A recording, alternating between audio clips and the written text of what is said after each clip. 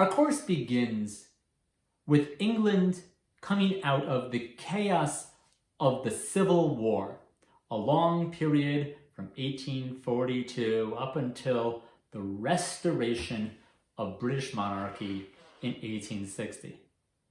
Now, while Reformation and the Civil War refer to religious fights, the Restoration is, of course, a political event.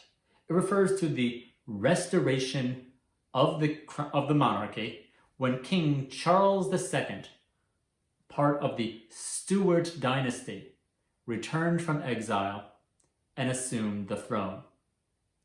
His father, Charles I, had been beheaded, had been executed in a regicide, an act of killing the king that was the dramatic high point of the British Civil War, the English Civil War, I should say.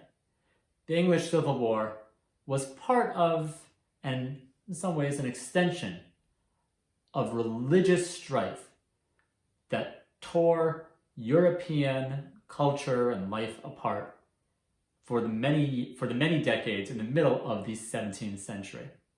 For more on this, I'd refer you to some of these videos linked here regarding the 17th century crisis of European faith, when the bloodshed between those professing Catholic faith and the various Protestant sects turned Europe, especially Central Europe, into something of a bloodbath. England had its own version of this that came to expression in this Civil War, when Thomas Cromwell, and his followers established a commonwealth, then a republic of England, ousted the king, eventually tried and executed the king, Charles I.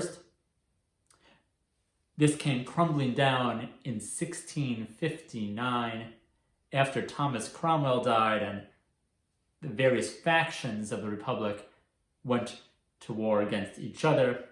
It splintered. His son Richard Cromwell briefly tried to lead, then abdicated. By 1660, this was all in shambles, and after the chaos, what some saw as tyranny of the late Republic period, concluded with the Restoration, with the King of England coming back from exile and assuming the throne in early 1660. Our course begins there.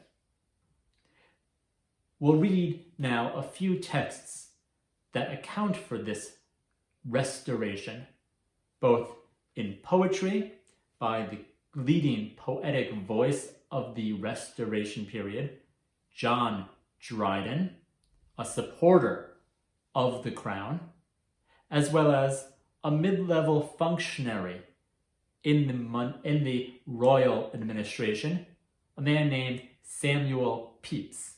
Despite the spelling, his name is pronounced Pepys, who worked as an administrator in the Royal Navy and wrote a very original, unprecedented, and valuable text, a diary, a new form of writing among many that we will now talk about.